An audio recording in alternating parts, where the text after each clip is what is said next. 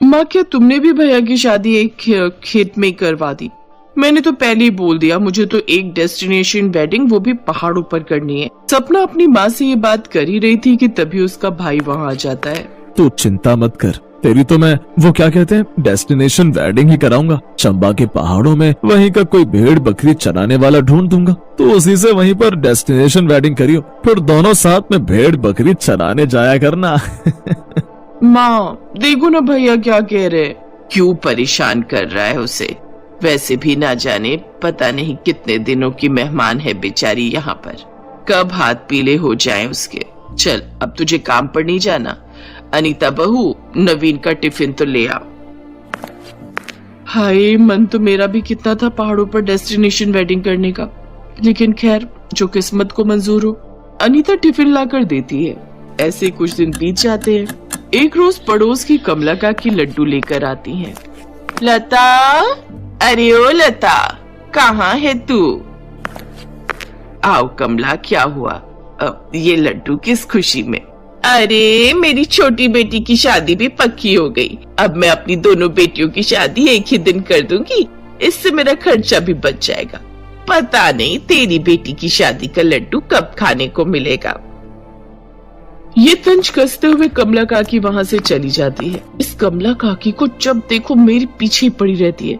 अरे हो जाएगी जब होनी होगी शादी। ठीक ही तो कह रही है वो, पता नहीं कब तेरे हाथ पीले होंगे। हाँ ननद जी, अब आप भी शादी कर ही लीजिए ताकि हम भी गांव वालों को लड्डू खिला सके। और कोई पसंद है तो वो भी बता दो। आजकल तो ये सब आम बात है, इसमें शर्माने की कोई जरूरत नहीं है। ऐसी कोई बात नहीं है भाभी, मैं तो बस डेस्टिनेशन वेडिंग करना चाहती हूँ, और वो भी पहाड़ों में। हाय, इसने तो मेरे मन की बात कह दी। मैं भी इसकी तरह पहाड़ों में डेस्टिनेशन वेडिंग करना चाहती थी, लेकिन मेरी शादी तो गांव के खेत में ही तिरपाल लगाकर हो गई। काश मुझे भी ये मौका मिलता तो मैं भी पहाड़ों में शादी करती। हाँ हाँ, पहाड़ों में करेगी तू वो जो भी शादी है। पता है कितना खर्चा आता है? तेरा भाई एक फैक्ट्री में नौकरी करता है, जिससे थोड़ी बहुत कमाई करके वो हम सबका पेट पाल पाता है। वो कहाँ से उठाएगा तेरा ये खर्चा महारानी? और मुझे तो पहाड़ों के नाम से ही सोचकर ठंड लग रही है। ये सब ना अमीरों के चोचले होते हैं बस। कोई बात नहीं, जो सपना मेरा पूरा नहीं हुआ वो मैं अपनी ननद का जरूर पूरा करूंगी। लेकिन पहले तू इस नखरेलन के लिए कोई लड़का तो ढूंढ ले।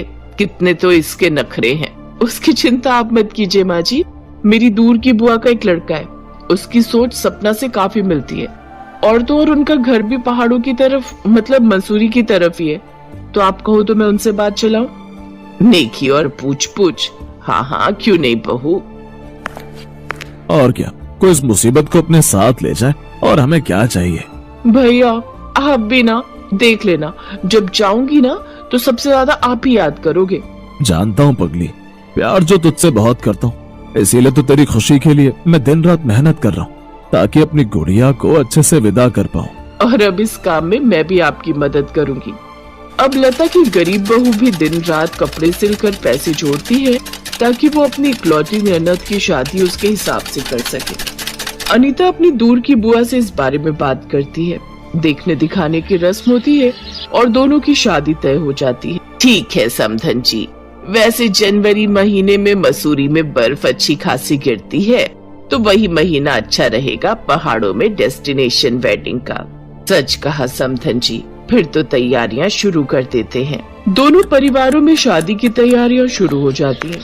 शादी के लिए कुछ दिन ही बचे थे, इसलिए नवीन और अनीता पूरे जोरों शोरों से तैयारियां शुरू कर देते हैं। कुछ पैसे हलवाई के, कुछ टेंट वालों के, लड़के वालों के लिए, सबके लिए कपड़े लाने, और लेकिन पैसे तो कम पड़ रहे हैं। ये लीजिए जी, कुछ पैसे मैंने भी सिलाई से कमाए थे। लेकिन ये तो। रख लीजिए, इसी के लिए जोड़ कर रखे थे। अनीता अपने लिए और अपनी सास के लिए साड़ी खरीदती है, साथ ही अपनी ननद को सुंदर सा ब्राइडल लहंगा दिलवाती है। सभी रिश्तेदारों और गांव वालों को न्योता दे दिया जाता है।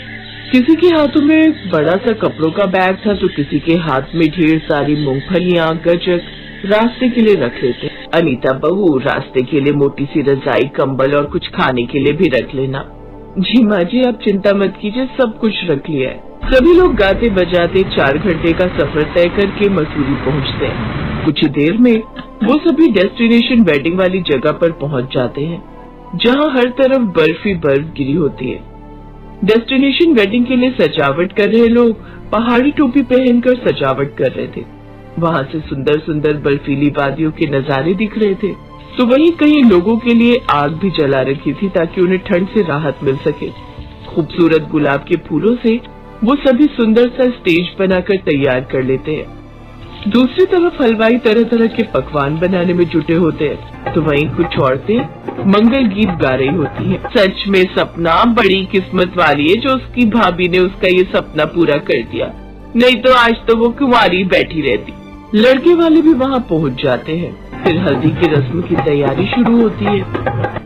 हे भगवान, कितनी ठंड है यहाँ तो। कुछ भी कहो लेकिन मजा बढ़ा रहा है। हमने तो फिल्मों में ही सुना था ऐसी शादी के बारे में, लेकिन यहाँ तो चाय के साथ पकौड़े भी मिल जाए तो और भी मजा ही आ जाए। तभी लहंगा पहने कांपती हुई सपना वहाँ आती है। कितना सुंदर नजारा है ये। अनीता भाभी, आज तो ऐसा लग रहा है जैसे मैं अपना सपना जी रही हूँ। हर कोई गरीब तुम्हारी तरह किस्मत वाला नहीं होता ना। मैं हलवाई को बोलती हूँ, वो सबके लिए अदरक वाली चाय और पकौड़े बना देंगे। कुछ देर में सबके लिए चाय और पकौड़े आते हैं। सभी लोगों ने पहाड़ी टोपियां पहनी थी। फिर हल्दी और मेहंदी की रस्म भी वहाँ होती है। ऐसे ही शादी वाला दिन भी आ जाता है। सपना नेट वाला लहंगा पहन कर आती है। कितनी सुंदर लग रही है मेरी ननद, लेकिन शॉल तो ओढ़ लो। नहीं भाभी, इस डेस्टिनेशन वेडिंग के लिए मैंने कितना कुछ किया और अब यूँ शॉल या स्वेटर पहनकर अपनी फोटो नहीं खराब करना चाहती। अच्छा ठीक है, जैसी तेरी मर्जी। फिर शादी की रस्में होती हैं, लेकिन इन सब रस्मों के दौरान अनीता की आंखों में आंसू आ जाते, क्योंकि वो भी चाहती थी कि उसकी शादी भी ऐसे ही होती। लेकिन उसके मायके वाले और भी गरीब थे, जिस कारण उसकी शादी बड़ी साधारण हुई थी। लेकिन सपना अपनी भाभी का दुख समझ रही थी, इसीलिए विदाई वाले दिन आप सबने मेरी खुशी के लिए कितना कुछ किया। यहाँ तक कि भाभी, आपने अपनी सोने की बालियां भी गिरवी रख दी। लेकिन आपने मेरा सपना पूरा किया है, इसलिए अब मैं भी आपका सपना पूरा करना चाहती हूँ। मैं जानती हूँ कि आपका भी डेस्टिनेशन वेडिंग का बड़ा मन था, वो भी पहाड़ों में। इसलिए अब इस पहाड़ पर एक और शादी होगी, वो भी मेरे भैया भाभी की। ये सुनकर अनीता खुश हो जाती है और अपनी ननद को गले से लगा लेती है।